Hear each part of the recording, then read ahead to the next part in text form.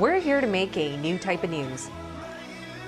New insights, new styles, and new topics every day. We are News Generation.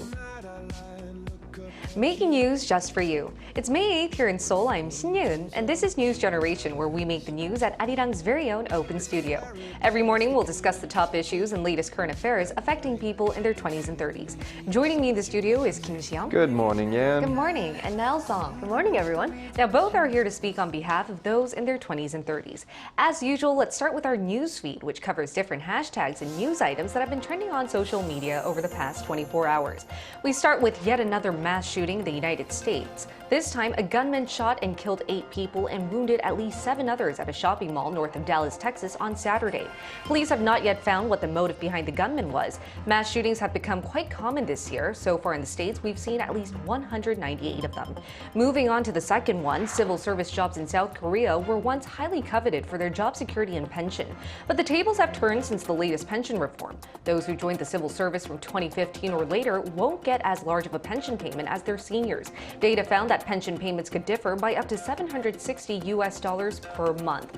Last but not least, London's Metropolitan Police arrested 52 people during the coronation of King Charles III on Saturday. While thousands gathered in the capital to celebrate the once-in-a-generation occasion, some anti-monarchy demonstrators held placards and shouted, "Not my king." Wearing yellow, protesters demanded the abolition of the monarchy and instead asked for an elected head of state.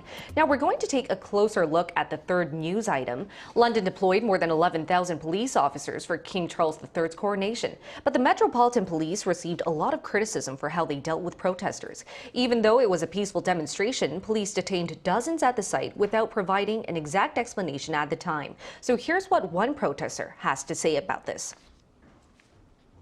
I don't know, kind of in disbelief that it's really, that we're living in this moment of authoritarianism. Hours later, London's Metropolitan Police said it understands public concerns, but claimed that officer only acted proportionally under the law. So here at the studio, what did you think about this news now? Yeah, I'm not surprised by the fact that there were protests. The abolition of monarchy has been around, the idea of that has been around for a long time. And, Charles III and Camilla are not the most popular monarchs of the past century. And during this economic recession, the weekend that they had, the coronation weekend, cost around 100 million British pounds, which is around 130 million US dollars. So I do understand that people are not happy, and I do also understand the side that you do have to be respectful of the royals, but the fact that people got arrested without understanding why and where they were being taken to, that's just completely unacceptable. And that's why a lot of human rights activists called the detainment alarming. Some even added that they never expected to see this type of thing happen in modern-day London. And a breakdown later found that 6 out of 10 arrested were based on suspicion of conspiracy to cause a public nuisance. So what are your thoughts on that, Xiong? Yeah, the Met Police arrested Graham Smith. Yes. Sorry. Graham Smith, the leader of anti-monarchy group Republic, and 51 others at King Charles's coronation on Saturday. 6 members, including Graham Smith, were arrested before the procession even began. I think you're referring to Amnesty International UK's Chief Executive Sasha Desmuk's comment when you talked about the highly alarming. He said that as well. It is. And in fact, YouGov's poll last month found 64% of people in Britain said they had little or no interest in the coronation. Right. Among those aged 18 to 24, the number rose to 75%. Wow. I agree with the statement that it is alarming, especially because the demonstration was already lies with Scotland Yard. Yes. So, I understand the concern for Charles's safety. There might be an act of terrorism. Yeah. There might be unexpected events happening disguised as part of the peaceful demonstration group. But at the end of the day, political freedom must be guaranteed for any democratic country. It must be ensured for sure. And all right, that was our news feed for this Monday. Moving on, we're just coming back from the Korea-Japan summit where President Yoon Suk-yeol and Japanese Prime Minister Fumio Kishida touched upon the many goals for national security and economic cooperation. Now, in light of the two countries trying to strengthen their bond, NewsGen will focus on the cultural exchange that has been bringing millennials and Gen Z from both Korea and Japan closer together. So take a look at the screen to find out more. Korea and Japan might not have the best of relations all the time when it comes to politics, but there's one thing that doesn't seem to sway easily from geopolitical or unsettled historical tensions. That's culture. The Korean wave, or Hallyu, has been a steady seller in Japan. Starting with K-dramas like Winter Sonata in 2003, this led to the Yonsama phenomenon, centering around the drama series main actor Bae Yong-jun. From the 2010s, we've seen K-pop stars garner much popularity. At the same time, Japan's cool wave has also taken Korean youth by the storm. Back in March, 3 out of 5 top films on the box office chart in Korea were Japanese animations like Suzume and the first Slam Dunk. Today, NewsGen aims to answer 3 questions. 1. What is the most trending cultural product from Japan among Korean youth?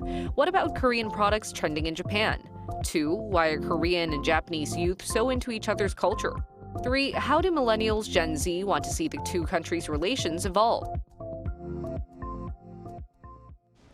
So on Sunday, Japan's Prime Minister Kishida arrived in Seoul to meet with South Korean President Yoon Suk-yeol, and the two leaders discussed a wide range of issues, mainly to boost cooperation. And that includes strengthening cultural exchange, which is also a key interest among young people. So here in the studio, tell us now, what are some trending Japanese content captivating the attention of Korean millennials and Gen Z? I mean, speaking of millennials and Gen Z, we really like our short form videos. Yes. And TikTok has been doing a great job of letting the world know of Japanese music. So a lot of the trends, a lot of the dances would be Japanese music based. And so I got to get to know a lot of different artists. So that was great. But also, we need to talk about the Japanese animation, which has been widely popular for the past few decades.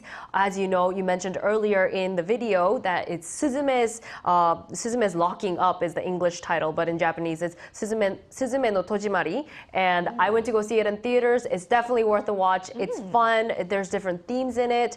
And yeah, I highly recommend it. And also Slam Dunk. Yes. We were talking about that also. It's mostly not really for Gen Z now, I guess, starting more and more, but Gen X and millennials grew up reading the comics, watching it on TV, and now Gen Z also can go in the theaters to see it. And it was so popular. Gen Zs were also into Slam Dunk as well. Yeah, because it's coming back to theaters. So that, and also we need to talk about games. There's so much to cover, but you know, they're known for their offline games where you can go play on Nintendo, the different consoles. Console games, Yeah, and I think Zelda is coming back out for the first time in 7 years, and people are so excited for that.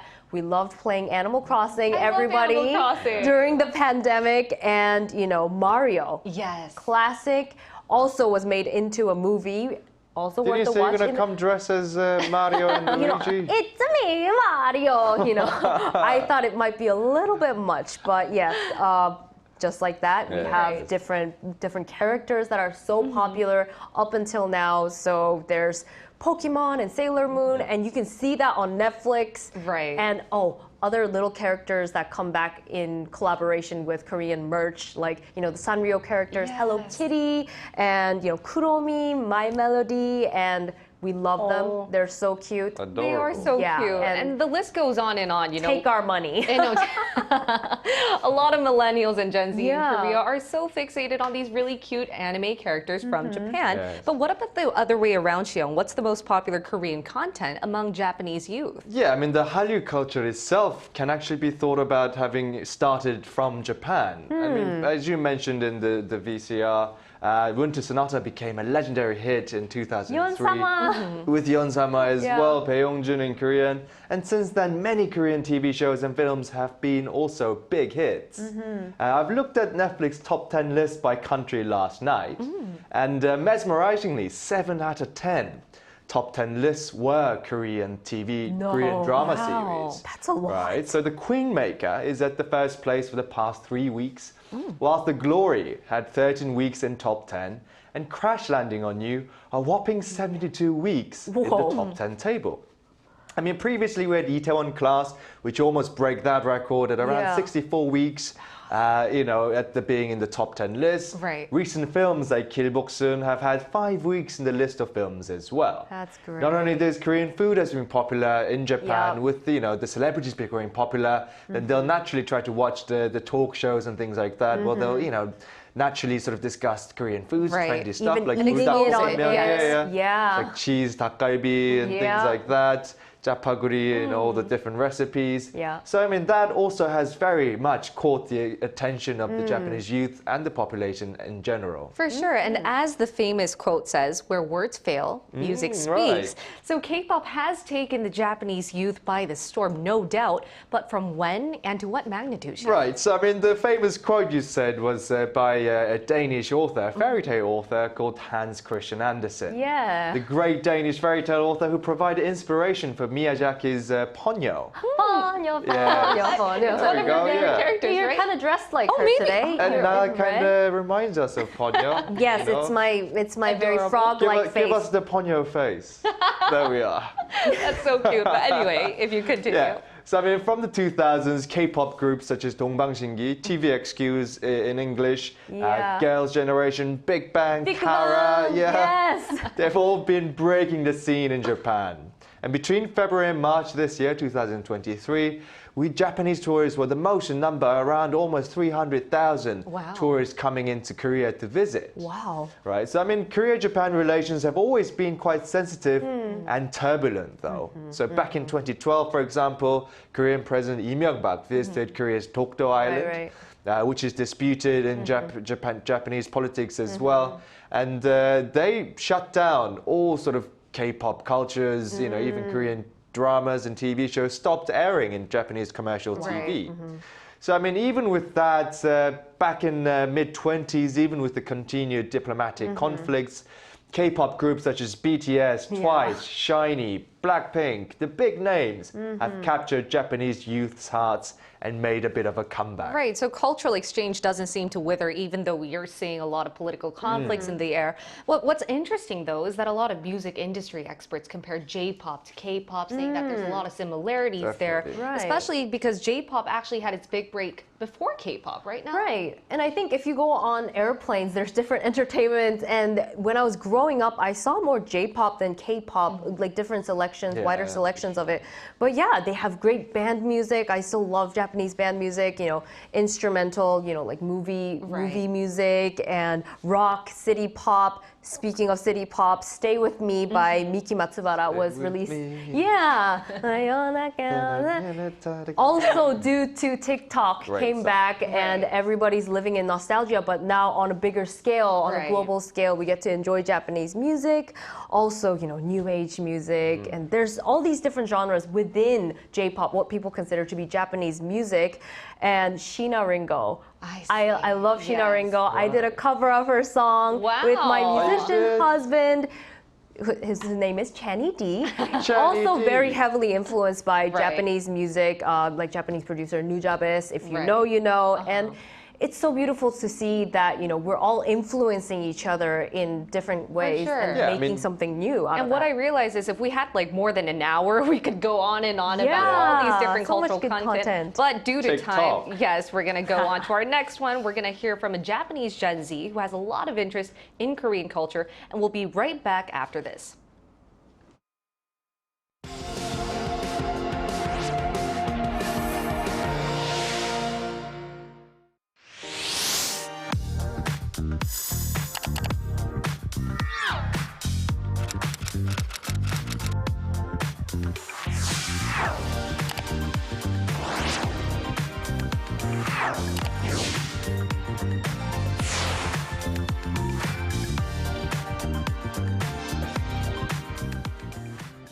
To find out just how popular Korean content and culture is among Japanese youth, we prepared an interview with a Japanese Gen Z. It's Hikaru Suzuki. Welcome, Hikaru.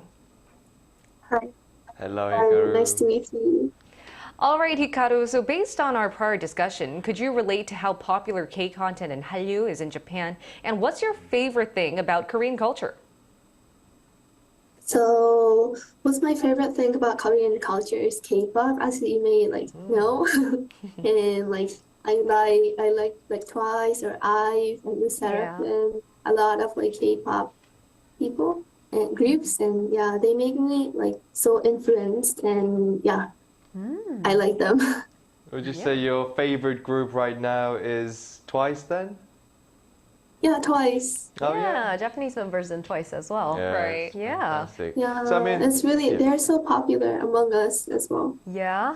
I Yeah. see. So Hikaru, also, do you think that the love for K-culture doesn't wither even when the two countries go through some geopolitical tensions? As I mentioned, if you've heard me just now, yeah. I would say yes. I would say yes because like how to say, so the two countries' political tensions does not relate to our love into K-pop or your love to Japanese culture. Yeah. So it's like really different from each other's, and as long as they love the content itself, it doesn't like wither each other's. Yeah, I mean, like you mentioned, right? I mean, back in like the 80s, 90s, Japanese culture was huge in Korea. Right. You know? Like we all loved the comic books, the music. I think a lot of Korean sure. music was even inspired Yeah, for by sure. Japanese artists as well. Wait, but I am curious about this. What do you think makes Japanese youth attracted to Korean content or even music, you know, like yourself, Twice? What is it about the Korean content that attracts you to it? That's a good question, but I guess Korean culture is similar but different from Japanese culture. It's like Yeah. performance is really high level, and also yeah, it's not that different but not that close, and that kind of like really good difference make Oh, I me see. attracted. And Hikaru, I have one last question for you. It seems like your love for K-pop, K-culture could actually bring you here to Korea anytime soon. Do you have any plans? And Oh, if so, yeah. where would you like to But go? you're all the way in You're in Australia. Australia right Yeah. now, but would you be willing to I fly would in? like to. Yeah, I would like to, and many of my friends are already like visiting Korea after COVID-19, so I would like to, but I guess like next year or 2 years later, I will, yeah, I definitely go to Have you Korea. been to Korea before? Yes, I've been twice. Oh, really? Already? Twice, like Okay. twice. I see. Oh, yeah. There we go. And lastly, would you like to recommend anything about Korean culture or Korea, the country itself, to other Japanese youth out there? I would say K-pop as well for this question, and I've already recommended to my like friends or my family, so You're spreading K-pop everywhere where you go. Spreading oh the love. yeah. I hope in Australia as well. All right, wow. thank you so much, Hikaru. Arigatou gozaimasu. Thank you so Thank you so much. much. All right, we Thank heard you. the passion and love Hikaru has. I think she represented a lot of Japanese people who really love K-pop. But why don't we now hear from our global viewers on what they had to say about Korean or Japanese cultural content and which one they thought was their favorite. So if you take a look at the screen, you'll find 3 of our viewers' comments. So Manisha Chashari said, "For me, I tend to listen to BTS. Their songs are inspirational and comforting. I spend my spare time watching their contents on YouTube." G4 James 2107 said, "I lived in Osaka for 6 months in 1999, and my favorite J-pop band is Chaege and Asuka." Asian Prince said, "My favorite Korean songs are Gangnam Style and Daddy by Psy. My favorite Japanese song is Darling by V6. So based on what our viewers are saying, you can really hear the fervent passion that they all Yeah, have for definitely, Korean yeah. and Japanese content. But before we end off, I would like to ask a really important question. I mean, in light of the Korea-Japan summit, we want to see the two countries evolve in terms of their relations. So what would you guys like to see in terms of any political breakthrough or diplomatic breakthrough, that is, starting with Nell? You know, I think this cultural thing, music, like we said, it starts to speak, and it's a great way to be interested and keep this amicable vibe, I Yes. guess. So continuing that is so important, I think, and getting to know each other and being always curious to get to know each other's culture is so great. And, you know, earlier Hikaru was saying that she loves Twice. There's, you know, Japanese members coming to Korea to Yeah. pursue their dreams of, you know, becoming a star in Korea. And I think continuing that while continuing other conversations that are necessary, also healing from our past together would be the most ideal thing. For sure. What about you, Xiong? Yeah, I mean, I definitely agree with Nail as well. Back in March this year, we had the the summit meeting with Japan, President Yoon actually went to visit Kishida in Japan. And we have the return favor happening right now. We've seen historically quite a bit of conflicts, especially in the political arena. For sure. Right? So, I mean, you know, whether both Korea and Japan the politicians try to use the conflict, the past, as a tool to gain support from each individual's countries. So, I mean, I think regardless of that, it seems like, as Hikaru mentioned, it seems the soft power is making a change in what the people think. Soft power is big power. Yeah, it and it really is. power. I mean, Korea is becoming huge all over the world. I mean, it does have influence, but it can't have that much influence without its soft power. Right. And I think that the cultural exchange, this exchange of TV shows, exchange of culture, songs, music, food, I think that's what needs for a proper globalization rather than just, you know, diabolic, you know, a bit of a division between the countries. I completely agree. I think soft power does play that really important role in bringing countries and youth together. But in order for us to do that, do you guys have any suggestions onto how to better watch or even access Japanese content or Korean content for Japanese? Well, I would say if we are speaking because we want to support and legally watch them through various platforms like Netflix and so many platforms. so many other OTTs out there, and definitely go to the cinema. Check out the new 스즈메의 문단속 in Korean. Definitely go watch those, and maybe even go travel to Japan. You know, I mean, to be honest, like even like Squid Game and things like that, I quite found similarities with some of the Japanese shows. Yeah, for sure. Like, you know, Alice in Borderland, Yes. I was a big fan of that. That was really fantastic. Japan's always creative with, you know, new concepts, new ideas for their comics, as well as films and TV shows and things like that. So, I mean, it's nice to get inspiration from anywhere you could find them.